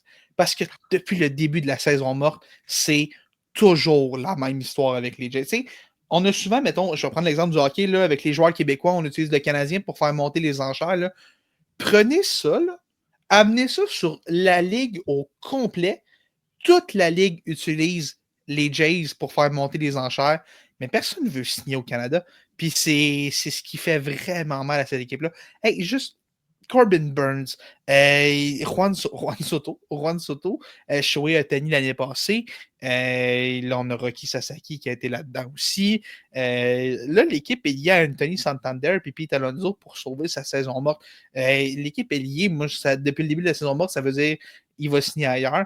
Les deux seuls vrais joueurs autonomes qu'on a réussi à signer pour Toronto, c'est Yimi Garcia qu'on a ramené, puis Jeff Hoffman qui avait manqué 2 tests physiques avant de signer à Toronto. C'était un peu comme le 3e choix. Fait que c'est... Shout-out Carlos Correa, soit dit en passant. Oui, il a fait un Carlos Correa, mais man, c'est épouvantable. Puis j'ai vraiment de la pitié pour ces partisans-là qui, honnêtement, tu sais, ils veulent juste voir leur club signer du monde puis être compétitif parce qu'on sait qu'on a quand même une base de noyau qui a de l'allure. Puis je pense que ce qui a vraiment rendu ça encore pire pour les Jays avec Sasaki, surtout, c'est à midi. Tu disais pas c'est que signé vers l'heure du souper. Vers l'heure du dîner, à peu près, vers midi, les Jays ont annoncé qu'ils avaient acquis Malstra et de l'argent international pour un joueur qui va être nommé plus tard. Ça va être une transaction profondément insignifiante, mais dans cette transaction-là, ce que les Jays ont fait, en gros, c'est qu'ils ont ils ont accepté de manger le contrat de Malstra, qui est épouvantable. Je pense que c'est 7 millions par année pour un gars qui n'est même pas de calibre des majeurs. C'est épouvantable. Si vous voulez un comparatif, c'est genre Kevin Kiermaier version très Wish. Là. Ouais. Non, c'est épouvantable. Puis j'aime Kevin Kiermaier pour vrai, là, mais c'est vraiment la version encore plus mauvaise que Kevin Kiermaier. C'est encore pire que Wish, la version Timu. Oh oui, oui. Mais oui, ça fait qu'on a pris cet horrible contrat-là de Malstra on a accepté de payer pour la seule et unique raison qu'on voulait le 2 millions d'argent international à dépenser sur Sasaki. On l'a fait, puis là, quand cet échange-là est annoncé, tu te dis, ah, OK, peut-être que les Jays sont sérieux, parce que là, on a quand même comme 8,5 millions à peu près à donner à Sasaki. C'est beaucoup d'argent, parce que, rappel pour ceux qui n'ont peut-être pas suivi, Sasaki étant un joueur de moins de 25 ans en provenance du Japon, pouvait juste signer un contrat en tant que joueur international, joueur autonome international, donc était limité, pouvait seulement signer un contrat des mineurs. Donc, ça devait être dans la pool d'argent des joueurs autonomes internationaux. Bref, cette petite parenthèse-là. Quand les Jays ont bonifié cette banque d'argent-là, tu te dis, oh, OK, peut-être que, oui, on paye le contrat de Malstra, c'est vraiment désagréable, mais au moins, ça va se donner une chance pour Sasaki. Là, tu te retrouves avec Sasaki qui t'a encore abandonné. Tu te ramasses à payer le contrat d'un joueur qui ne jouera jamais dans les majeurs avec toi. En fait, s'il joue dans les majeurs avec toi, je suis profondément désolé. Et là, tu te ramasses à payer ça. Tu te ramasses aussi au-dessus de la taxe de luxe, c'est comme un vrai dernier fuck you, puis tu réalises que tu t'es fait niaiser. Les Guardians profitent des Jays depuis le début de la saison morte. On leur a refilé le contrat d'Andrés Jiménez qui est épouvantable. On vient de leur refiler le contrat de Malstra qui est épouvantable. Je ne sais pas s'ils ont un mauvais partant à refiler aux Jays, là, parce que les Jays ont besoin d'un partant, mais s'il y a un autre gros contrat, là, je pense que les Jays sont rendus qu'ils vont prendre n'importe quel mauvais contrat des Guardians, parce que c'est pas mal juste ça qu'on a fait de la saison morte. Puis, man, je te dis, j'ai un petit peu de pitié pour les fans des Jays. Je suis vraiment, vraiment rendu là. Puis, écoute, en tant que fan de baseball, puis je sais qu'en tant que fan des Yankees, je suis un peu mal placé pour dire ça. Tu sais, les Dodgers, oui, on a Sasaki, mais on a aussi signé Blake Snell à gros prix. On a ramené Teoscar Hernandez. On a signé Tanner Scott aujourd'hui, qui est un des meilleurs releveurs des majeurs. Quand dans 2 ans, la convention collective va venir à échéance dans la MLB, préparez-vous, parce qu'il y a des équipes qui vont demander pour un plafond salarial, parce qu'on va être tanné de ce que les Dodgers font, puis ça pourrait mener à un lockout. Sérieusement, ce que les Dodgers font en ce moment risque de mener à un lockout dans 2 ans. Ça va mener à un lockout. Là. Très probablement. Il y a tout le temps un lockout au baseball. Ouais. Exactement ce que les Yankees faisaient dans les années 80-90. Ouais, mais oui, c'est vrai. C'est vrai, mais c'est. Il y a un comparatif. Là, il dépasse tellement la limite que ça va provoquer des conflits de travail. Là. C'est ça, oui, c'est vrai. Ouais, dans ce sens-là, oui. C'est vrai que les Yankees ont abusé aussi. Puis là, on va mettre une taxe de luxe. Ça va calmer tout le monde. Puis on voulait surtout calmer Steve Cohen, qui avait de l'argent dans plus finir. Ce gars-là a signé Juan Soto aujourd'hui. Puis les Dodgers ont quand même une meilleure saison morte que lui. Puis c'est ça le pire. Puis, tu sais, autant que. Je vais utiliser le basketball à titre comparatif, là. Oui, les équipes de gros marché vont toujours être dans les rumeurs de transactions. Par exemple, les Lakers de Los Angeles, peu importe ce qui se passe, les Lakers de Los Angeles sont toujours de quelconque manière dans les rumeurs de transactions. Mais ça, je pense aussi que c'est poussé par les médias aussi un peu. Ben oui, absolument. Mais au-delà de ça, Pop, la raison pourquoi tu n'as pas toujours un joueur qui signe ou qui s'en va à Los Angeles sur 2 semaines, c'est que tu as quand même des barrières qui font en sorte que tu as une certaine parité, du moins pour ce qui est des négociations. Puis oui, tu sais, tu peux dépenser au-delà de la masse salariale dans la NBA puis te retrouver avec la taxe de luxe, mais la taxe de luxe en NBA a fait mal en tabarnak. Puis malheureusement, les portefeuilles ne sont pas nécessairement les mêmes qu'au baseball. Au baseball, les poches et les portefeuilles sont extrêmement thick et les poches sont extrêmement profondes. Puis on a de l'argent différé. Les Dodgers utilisent tellement d'argent différé que ça devient quasiment gérable. Écoute, je pense qu'ils ont genre 1,3 milliard de dollars américains en argent différé. Okay. Mais moi, dans toute cette histoire-là, oui, OK, je peux punching air sur les Dodgers puis dire que c'est pas bon pour le sport, blablabla. Bla, bla. On est tous un peu dans 2 camps, c'est correct. Mais moi, par exemple, c'est sûr, j'ai vu un tweet passer là-dessus d'un journaliste d'ESPN qui m'a envoyé à terre. Ah, je pense que je sais où tu t'en vas.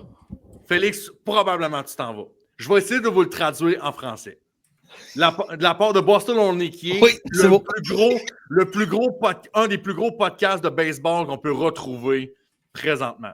Je vais vous traduire un peu le tweet qui disait. Les Dodgers ont beaucoup d'argent, ils vont toujours être dans une forte position pour des enchères pour des joueurs. Ce qui est très vrai. Mais aussi, ils ont une excellente culture que les joueurs aiment. OK, c'est fair enough, c'est correct. C'est un groupe qui a beaucoup de fun ensemble et qui ont beaucoup de succès. OK, fine, c'est vrai. Tu sais, je regardais les Dodgers l'année passée. C'est vrai qu'il y avait du fun ensemble. Et la fin de ce tweet, mesdames, messieurs, et Prenez 2 secondes et essayez d'imaginer c'est quoi la chose la plus ridicule. on est fini en disant, et ils ont aussi l'histoire de Jackie Robinson et des traditions des résultats que personne ne peut matcher. Ça m'a jeté à terre, tellement c'est un argument de marde. Les joueurs du Japon, ou genre fucking Tanner Scott qui reçoit pas la meilleure offre sur la table, il se dit, c'est quoi? Non. J'irai pas aux Red Sox ou aux Jays parce que les Dodgers ont Jackie Robinson. OK, fine. Pourquoi personne va chez les Guardians de Cleveland? Parce que c'est quand même eux autres aussi dans la Ligue américaine qui ont offert le premier contrat à un joueur afro-américain à Larry Doby. Ouais. Personne n'utilise ça. Ça m'a jeté à terre. Puis ça montre juste un peu l'hypocrisie des grands médias traditionnels qui couvrent le baseball. Puis, c'est une recette ESPN derrière ce tweet-là. On glace des gros marchés, on inclut la race là-dedans. Moi, ça m'a jeté à terre en voyant ce tweet-là. Pour vrai, là. Puis, c'est même pas contre les Dodgers que je suis en crise dans tout ça, parce que, écoute, je pense que n'importe quelle équipe aimerait avoir des propriétaires comme les Dodgers qui vont payer autant d'argent à aller chez des gros joueurs autonomes et tout. C'est même pas contre eux. Je veux dire, tant mieux pour les Dodgers, puis tant mieux pour leurs fans aussi, mais si tu regardes ça, tu te dis, mon Dieu, ça n'a pas de bon sens. C'est rendu qu'à cette heure, je vois un joueur autonome, j'essaie de trouver une raison pour laquelle il ne signera pas avec les Dodgers, j'en trouve pas. Tu sais, Sasaki, pour moi, ça a été les Dodgers du début à la fin. Je disais, oui, c'est vrai, j'ai cru au Padres un petit peu, mais j'ai jamais vraiment cru aux Blue Jays pour Sasaki. Là, je veux dire, tous les liens avec le Japon étaient là, puis mais man, j'ai l'impression qu'à chaque jour, c'est comme une nouvelle claque d'en face. Tu sais, non seulement ils signent Sasaki le vendredi soir, ils n'ont même pas l'affront. Ils attendent même pas 48 heures pour dire ah oui, tu sais, juste vous dire, là, le meilleur releveur qui est disponible, ouais, on va le signer lui aussi, juste pour notre bon plaisir. Puis dans les deux cas, c'est même pas les Dodgers qui ont la meilleure offre monétaire, là. Non. C'est parce que les Dodgers ont Jackie Robinson, ils ont décidé d'aller avec les Dodgers. Get the fuck out. Comme quoi, c'est encore l'argument, je veux dire. Non, mais, tu sais, moi, j'irais bien, je sais pas moi, les Guardians, parce que, tu sais, ce film des années 90 avec Charlie Sheen. Major League. C'est ça. Ah, c'est la raison. Moi, j'ai toujours été un fan de cinéma. Moi, j'ai bien aimé le film Major League. J'ai vraiment hâte que le gars s'aille avec les Guardians. J'ai vraiment hâte que le gars s'aille avec les Guardians, qui arrive en conférence de presse puis qui demande ouais, juste savoir, Johnny, je vais l'appeler Johnny, je savoir pourquoi tu as décidé de signer avec les Guardians.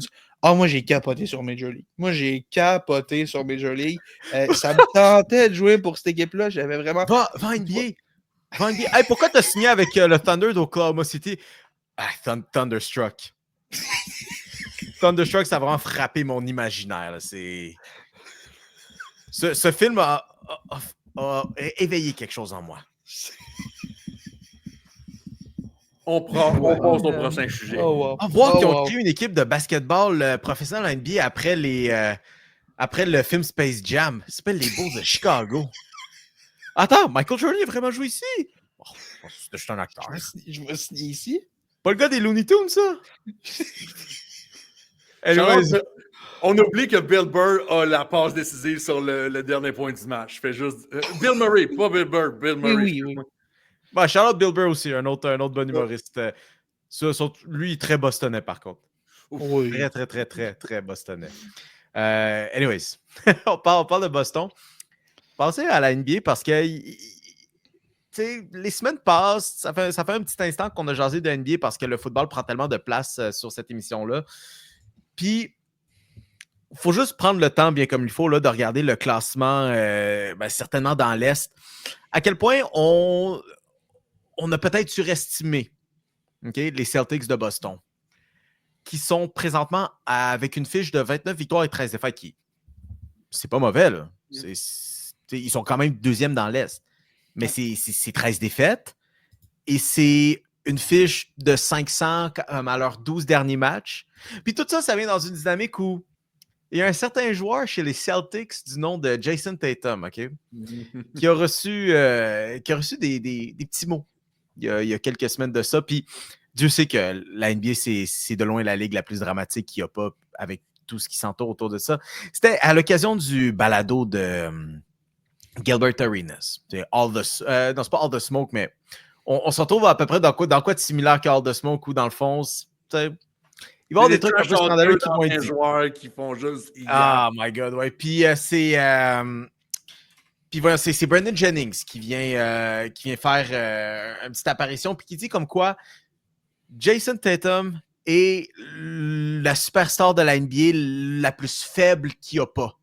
Il n'y a personne de plus faible que lui, mentalement, physiquement, dans son jeu, tout ça, que Jason Tatum présentement. Puis là, il y a eu une affaire comme quoi, bon, finalement, Jason Tatum, il réplique avec un gros match, mais au-delà de ça, les gars, les Celtics ont en ce moment de la misère, même au point même où ils se sont fait varloper par les Raptors de Toronto. Les Raptors qui répliquent de la meilleure façon possible sur les réseaux sociaux, soit dit en passant, en montrant une photo de Brandon Jennings et le score accompagné de ça. Pour vrai, les admins d'équipes sportives, genre de semaine en semaine, la qualité est présente. Mais pour rebondir sur les propos de Jennings, puis je viens d'avoir un flash là-dessus, puis vous me direz ce que vous en pensez. Est-ce que Jason Tatum est sauf ou non? Ça, je ne sais pas. Je ne watch pas assez de matchs d'NBA, puis je connais encore moins Jason Tatum. Pour moi, Jason Tatum dégage les mêmes vibes que Russell Wilson. Ouais. Ben, je un peu corny. C'est rien de dramatique. On dirait que c'est tout le temps le good guy, mais qui essaye trop d'être un good guy, puis qui ça sort un peu corny, puis t'es genre, dude, qu'est-ce que tu fais? Et au contraire, même s'il essaie d'être un tough guy, t'es pas un tough guy. Ouais. Il y a vraiment des vibes de Russell Wilson, je trouve. Ouais, surtout un peu dans ce no man's land de où est-ce que tu te retrouves. Tu te fais critiquer si tu joues.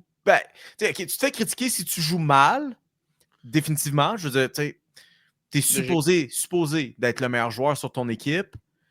Tu joues bien, puis tu veux le démontrer parce que tu as des critiques à ton endroit. Mais là, tu commences à montrer un peu trop tes émotions. Tu te fais critiquer aussi, puis tu te retrouves peu importe où tu te retrouves en ce moment, là, il n'y a rien de positif qui va sortir à propos de toi.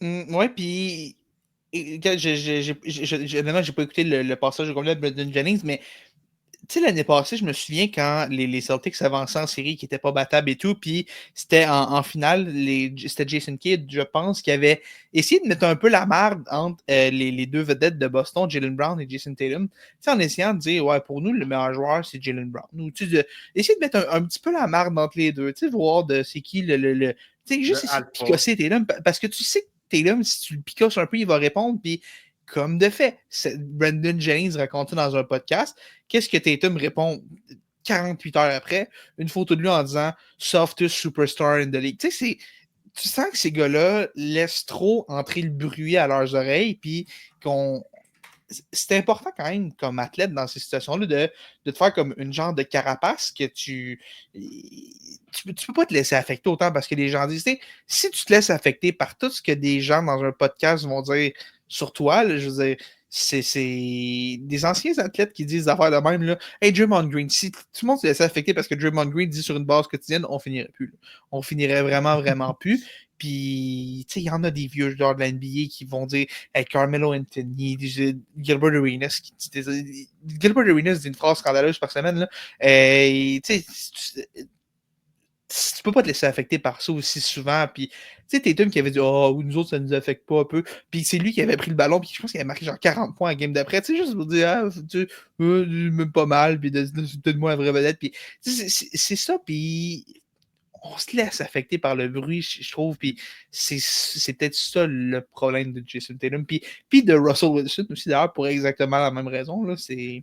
Ouais. Ben, écoute, Jason Tatum qui se laisse picosser, qui voit des propos entrer dans sa tête, sort une grosse game, puis il va genre citer Mamba Mentality pour Glaze Kobe Bryant. Ouais. Tu sais, c'est très Russell Wilson. Ouais. C'est ce que je dis. C'est un no man's land. Peu importe ce que tu fais, tu vas recevoir des critiques. Puis tu as gagné un championnat. Puis tu dis, ben, Gabe, parfait, t'as rien à dire. Puis là, il va faire le truc qui me va faire le plus grincer les dents dans la dernière année quand il fait semblant de réaliser, là, comme, oh, on vient de gagner. Oh, on l'a réussi! Tu sais, ou qui crie en anglais, We did it! Tellement pas pour essayer de faire de faire une référence à Kevin Garnett. Non. Quand il reprend la même photo que Kobe Bryant 15 minutes après. Puis, gars, comme je te dis, on est en train de le faire, peu importe ce qu'il fait, on va le remarquer. Puis tout, on le fait nous autres aussi, là, mais... Probablement, c'est pas un flex, mais c'est probablement moi ici qui a scrollé le plus sur TikTok le nombre de jokes que j'ai vu à propos de ça. Pour emprunter un langage Génération Z, à quel point il y avait toujours des moments qu'on disait, bon, ben combien d'aura est-ce que Jason Tatum a perdu? Bon, parfait. Airball, bon, moins 200. Là, ça montre à la fin son interview où il dit, we did it! Moins 1 milliard ou de quoi qu'il met pas. Puis après ça, qui va sur une scène dans un after party qui cite Kanye West. Les gens me demandent qu'est-ce que j'aurais fait si j'avais pas gagné. Bon. J'imagine qu'on le saura jamais, tu sais. Ah, man, La NBA est un spectacle. Ça m'énerve. La NBA est une pièce de théâtre. C'est définitivement ça. C'est définitivement ça. On parle d'équipes qui vont bien. D'ailleurs, on aime ça. On aime ça picoter un petit peu les équipes qui vont mal, mais les équipes qui vont bien, je tiens toujours à dire Cavaliers de Cleveland, Thunder d'Oklahoma City. Rien à dire. 6 et 7 victoires respectivement. Les Kings de Sacramento, dans l'Ouest, juste une petite mention spéciale à eux qui ont renvoyé leur entraîneur-chef Mike Brown, qui était un entraîneur-chef extrêmement aimé, gagné entraîneur-chef de l'année, puis on dit, bon, ben finalement, on va faire bien du chemin avec Mike Brown, qui revient derrière un banc, c'est un coach qui a de la bonne émotion, un bon jeune groupe. Bon, finalement, on s'est défait de lui, puis c'est vraiment le truc à faire? Les Kings sont 8-2 à leurs 10 derniers matchs. Puis... Ouais, mais écoute, c'est peut-être fou ce que je vais dire, mais je pense encore que c'était peut-être pas la... Man, je sais pas, Mike Brown, dit la même chose aussi. Mike Brown, mais c'est vrai, on gagne depuis un bout. Puis Mike Brown a donné des excellents mimes aussi. Oui, un de mes préférés, c'est avec le laptop où il pointe les statistiques. Il a reçu pas une suspension, mais une amende pour ça. Là. Non, vraiment, là, c'est ça. Puis d'ailleurs... C'est la façon qu'on l'a fait qui m'a énervé, je pense. Je pense que c'est peut-être la façon... Il n'y a jamais de bonne façon de dire à ton entraîneur. Ouais. Il n'y a jamais de bonne façon. Il y a des façons moins pires qu'à d'autres. Ouais. Parlez-en à Adrian Griffin aussi. Tu mènes l'Est à la mi-saison. All right. On te crisse dehors. Doc Rivers. Voyons. Qu'est-ce que c'est ça, là? Qu'est-ce que c'est ça? J'ai tellement de pouvoir utiliser un petit graphique spécial par rapport à Doc Rivers. Là, parmi nos résolutions de 2025, la gang, là, on parlait de notre implication sur les réseaux sociaux, puis on a parlé de petits graphiques, puis il y en a un qui peut être en place, Doc Rivers. Il y en a un qui est prêt. On va juste dire qu'il y en a un qui est prêt pour un grand jour. C'est juste une question de temps. C'est tout. On attend juste le moment. Il est déjà prêt. Il va être publié 3 secondes après la nouvelle. Anyways, pour finir, tout ce qui est NBA, bien sûr, on parlait de situation de transaction. Il y a 2 gros noms là, qui vont être disponibles sur le marché. Bon, il y en a un qu'on ne sait pas trop, en fait. Là. En fait, nous, on ne sait jamais où trop il se retrouve. Pardon, c'est Jimmy Butler, qui, il y a quelques semaines, pour vrai, là, moi, ça me tente plus. Ça me tente plus de rester à Miami. Parce que, tu sais, on a tous le luxe de se dire que ça ne tente plus de rester à Miami. Tu sais, je veux dire, moi, là, je vois là, cette semaine qu'il va faire moins 30 dehors toute la semaine. Puis, tu sais, je me dis, ben, l'hiver, ça ne me tente pas au Québec, OK?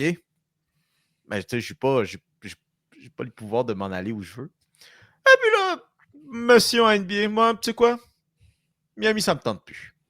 Puis en plus, quand t'es dans probablement, tu sais, l'organisation la plus primée, une des plus primées de la NBA où c'est, Félix, la culture qui règne.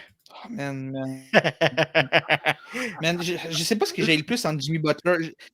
Je sais pas ce que j'ai le plus entre Jimmy Butler et la culture du Heat. Je sais vraiment pas.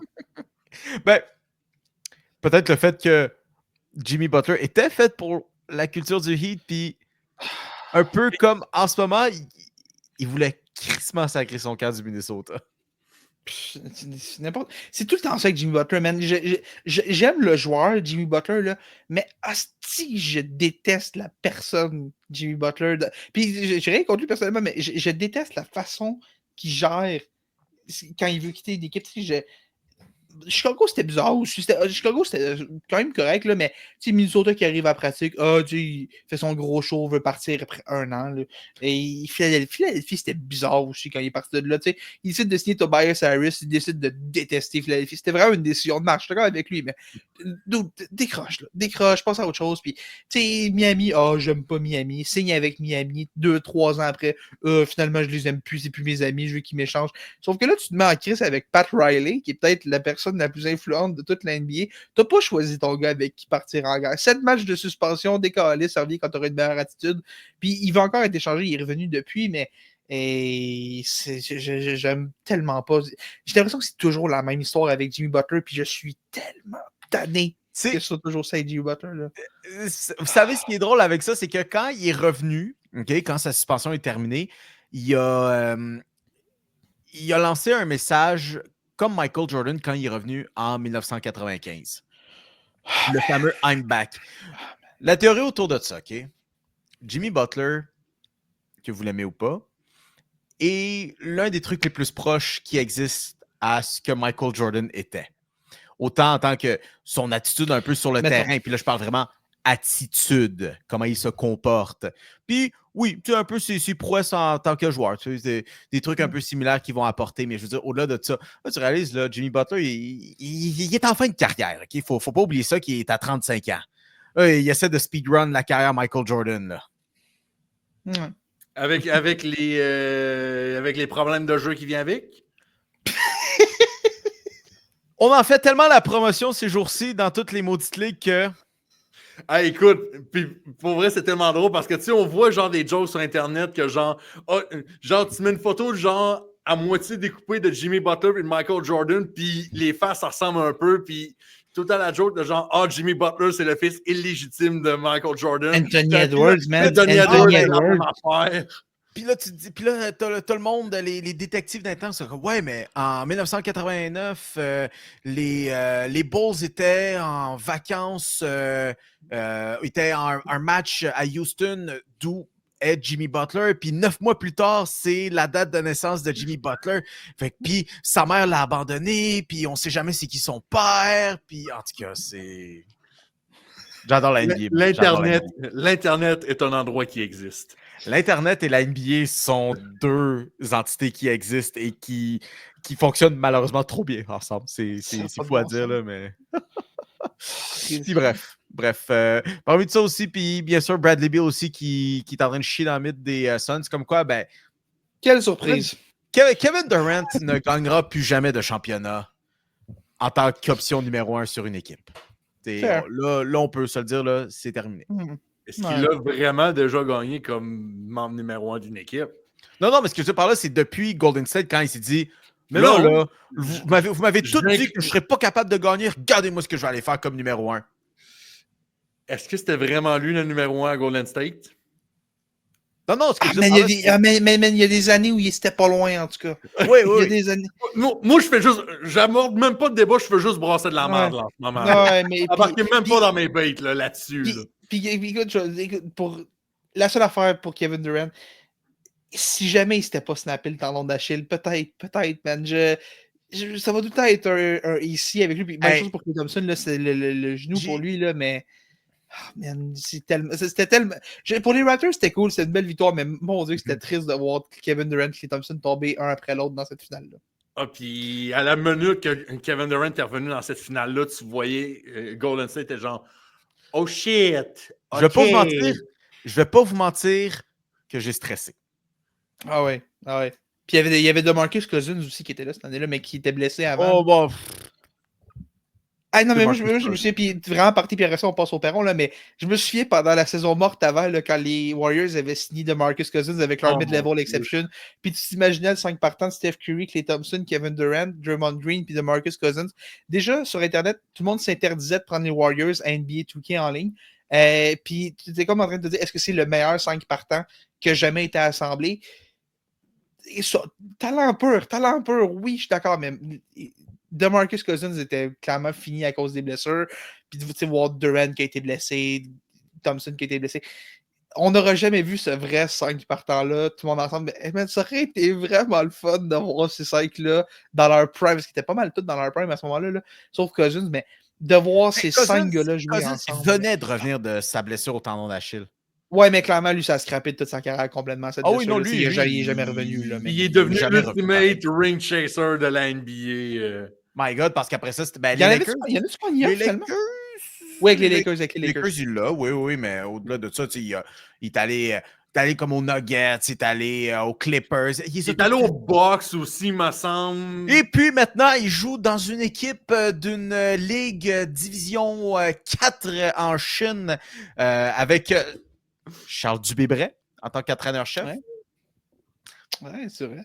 Peut-être que Charles Dubébret pourrait le convaincre de venir jouer à l'Alliance. Ça pourrait être le fun. Ça serait vraiment cool. Ça pourrait être le fun. Anyways, mesdames et messieurs, vous savez quelle heure? Vous l'avez bien entendu, c'est l'heure du perron d'église. Parce que bien sûr, comme à chaque semaine, on vous envoie une invitation sur les réseaux sociaux puis venir jaser avec nous. Puis cette fois-ci, on en a 2 qui sont quand même intéressantes à débattre avec vous. La première nous provient, de nul autre que Mathieu Vachon qui dit « Je serais curieux d'avoir notre avis sur Elias Pettersson. Est-ce que c'est pertinent d'en faire la question à Montréal? C'est rare des joueurs comme ça sur le marché. Puis je dirais même parce que ça, originalement, c'était une question qui était destinée à notre invité de la semaine dernière, Guillaume Lefrançois. Puis par manque de temps, on ne l'a pas eu, mais on a eu le temps d'avoir des développements dans ce dossier-là parce que Pettersson et JT Miller, ça ne fonctionne pas. T'sais, eux autres, c'est pas un 1 + 1 = 2. Eux autres, c'est pas des partisans du bonjour high. Ils peuvent pas collaborer ensemble. Disons que... Excuse, Yo, ta phrase, c'est la dernière affaire à laquelle je m'attendais. Vas-y, Pop, excuse. Le beef il est même plus médium, bien cuit, là. Il est rendu brûlé, là. Le beef est rendu à ce point-là, là. Mais, par exemple, depuis la dernière semaine, on pensait peut-être que c'était Elias Pettersson qui allait quitter Vancouver. Là, on semble peut-être dire que ça va être JT Miller, peut-être qu'il va quitter Vancouver, parce qu'Elliott Freeman l'avait dit il y a quelques semaines. C'était soit un, mais en fait, c'est soit Pettersson, soit Miller, soit les deux. Ou peut-être même 0. Tout ça pour dire, attendez-vous à tous les scénarios. Et là, ça semble être JT Miller qui semble être sur le départ à Vancouver. Moi, j'aime tellement ça. On vient de parler de basketball. Ça arrive presque jamais du beef de même au hockey. Et là, le partisan de basketball en moi est tellement ravi de voir que tu as du beef de même dans un vestiaire. Ça me fait chaud au cœur. Je veux dire, puis tu sais, qu'il soit public. Parce qu'à Montréal, on n'a jamais trop admis publiquement les bisbilles entre Max Pacioretty et Piquet Subban. Le contrôle du message était très, très, très, très, très fort.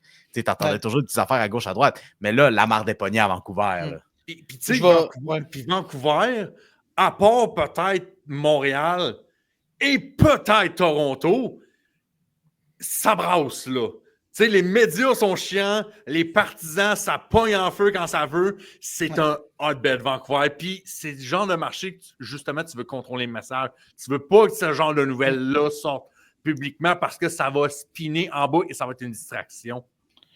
Là, ça l'échappe. Oui, complètement. Puis je vais revenir un peu à la question de Mathieu de si Elias Pettersson est disponible.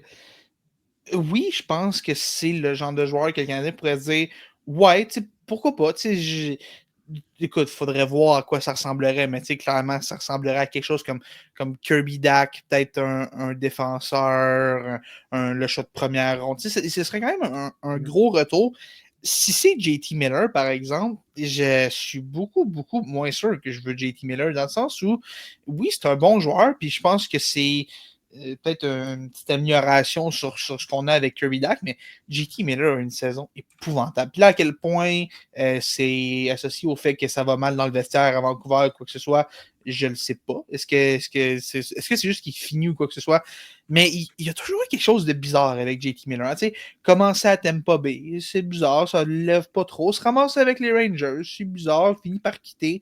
Se ramasse à Vancouver. Là, il est en chicane avec Peterson. Ça va être... Est-ce que c'est vraiment ce genre de gars-là que tu vas amener à Montréal où le vestiaire en ce moment, de ce qu'on sait, en tout cas publiquement, a l'air d'être l'un des meilleurs vestiaires que tu as jamais vu de toute ta vie? Là, c'est une jeune équipe, tout le monde a l'air de vraiment bien connecter ensemble. Puis Good vibe and the power of friendship. C'est ça, là, on va voir si dans l'inévitable bataille de gardien qui s'en vient pour le numéro 1 avec mon tambour de beige, que ça va commencer à se fracturer un peu. Mais, écoute, j'exagère un peu, mais pas tant en même temps. Mais bref, je ne sais pas si j'irais pour JT Miller dans l'éventualité où est-ce que Peterson n'est pas disponible parce que les Canucks semblent vouloir le garder, lui semble vouloir rester. C'est sûr que c'est une opportunité d'aller chercher un gars qui, avec un changement d'air, pourrait faire du bien, puis ça va mal à Vancouver, puis ce gars-là est talentueux. Je ne sais juste pas si les possibles. Je vais reprendre l'exemple de Jimmy Butler, on parlait tantôt. Là. Je ne sais pas si les potentiels problèmes en dehors de la glace valent ce que tu peux avoir de ce gars-là sur la glace. Puis c'est pour ça que si c'est JT Miller, moi, personnellement, je me tiendrais loin de ça. Si c'est Peterson, je serais un peu plus agressif, mais je ne serais pas all-in là-dessus. Donc, je ne mettrais pas Demidov dans ces pourparlers-là. Je mettrais pas Slav, je mettrais pas Caulfield, puis je mettrais pas Suzuki, évidemment. Là. Mais pour moi, ces 4-là ne bougeraient pas. Hudson non plus, d'ailleurs. Ces 5-là ne bougeraient pas. S'il y a moyen de faire quelque chose d'autre, peut-être, mais puis s'il échappe, ça ne me dérange pas plus que ça. C'est très cool. Parce que des joueurs, des centres de 100 points et plus, Mathieu l'a dit, ça ne se trouve pas. Mais je pense qu'à Montréal, dans l'état des choses actuelles, je vais pas envie de dire que tu peux cracher là-dessus, mais tu peux te permettre de ne pas être all-in là-dessus, considérant ton effectif actuel. On est un peu trop de bonheur. T'sais, on est peut-être juste un poil trop de bonheur pour dire que c'est vraiment le bon contexte pour. J'aime Elias Pettersson, c'est un de mes joueurs préférés, probablement un de mes centres européens préférés. Je ne sais pas. Elias Pettersson. Mais c'est parce qu'il faut aussi prendre en compte que du côté de Vancouver, on n'aura pas le gros bout du bâton. Ça va être impossible de gagner une transaction JT Miller ou Elias Pettersson. Moi, ce que je regarde, je lance une situation de même, New Jersey. Ça commence à brasser. Simon Nemec qui commence à dire, tu sais quoi, éventuellement, peut-être, je pourrais dire à micro fermé, entre les lignes, que je demande une transaction. Tu peux inclure Dawson Mercer là-dedans. Puis tu rentres JT Miller pour faire chier les Rangers. Pourquoi pas? Pourquoi pas? Mesdames et messieurs, on a une deuxième question qui nous provient cette fois-ci. On va retourner un petit peu au football et ça nous provient de Producer Oli qui nous demande est-ce que est-ce que Dan Campbell, pas Jack Campbell, est-ce que Dan Campbell et John Harbaugh devraient démissionner? On en a parlé en long et en large pendant tout près de 45 minutes, mais Pop, les Lions et les Ravens se sont fait éliminer avant même d'atteindre les finales de championnat. Tu as parlé de la lune de miel de Dan Campbell. Tu fais juste rapporter les faits. Mais là, on demande de jouer au DG. Ou même, tu sais quoi, encore mieux, on te demande tu es Dan Campbell et John Harbaugh. Est-ce que c'est l'heure d'aller regarder ailleurs? OK. Pour commencer, si on prend vraiment mot pour mot ce que Producer Lee nous demande, démissionner? Pardon? Mot-clé, démissionner. OK, la question n'est pas il va être renvoyé. Non. Démissionner. Si tu vas aller chercher ailleurs, là, si tu t'en vas magasiner, là. Bon, OK. Premièrement, Dan Campbell, moi, c'est réglé. Pour moi, ça reste. Puis, je suis l'état-major des Lions. Il n'y a aucune chance que je congédie ce coach-là. Fuck non. John Harbaugh, par exemple. Ça, c'est un autre affaire. Ceux qui ne voient pas la vidéo, vous n'avez pas vu les yeux à Pop devenir gros comme des 2 piastres. Quand il a dit le nom de John Harbaugh, là, il y a une furie qui s'est emparée de ce gars. C'est un mauvais début. On peut tout s'entendre. C'est un mauvais début d'année pour être un entraîneur-chef du nord de l'américaine. Hey, je fais juste dire une parenthèse de même. Le nord de la nationale, je viens de penser en passant avec Dan Campbell là-dessus. Les 3 équipes de la nationale qui font les séries sont 40 et 11, si je ne me trompe pas. 41 victoires. Je me souviens plus, genre en affaire comme 40. C'est 11. Ouais, 11. 40-11 en saison régulière.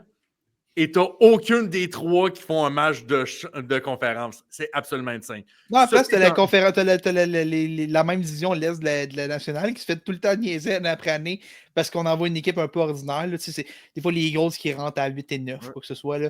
Ben, c'est cette équipe-là qui a de 2, dont Washington. Fuck it, il n'y a rien. Mais pour revenir à John Harbaugh, démissionner, non. Mais tant qu'à moi, il faut être conséquent. Si on disait que Mike Tomlin devrait peut-être step down parce qu'on n'est pas capable d'aller chercher la grosse victoire en série à Pittsburgh, il faut être conséquent. Puis si on pense ça, il faut penser la même chose pour John Harbaugh.